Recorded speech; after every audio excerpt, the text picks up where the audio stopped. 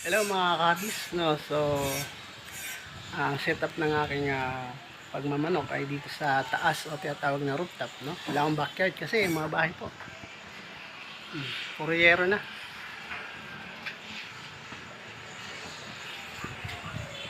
So, kaya nag-decide ako na gawa na lang silang kulungan dito sa taas. So, ito po. Ito ang aking SBR, no? At ang kanyang partner na SBR din. Ito. Sobrang takaw. So, yan.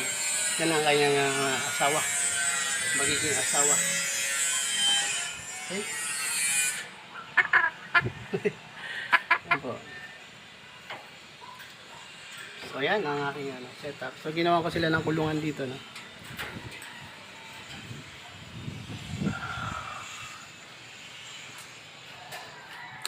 Paminsan-minsan, no, nilalabas ko sila, no, nilalagay ko doon sa may bakanting lote doon sa kabilang bahay.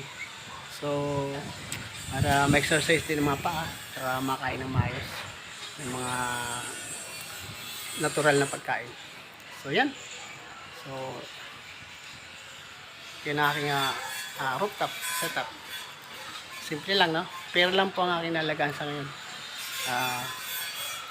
Gusto lang po talaga mag-breed, no, ng SBR. So, isa sa paborito kong manok.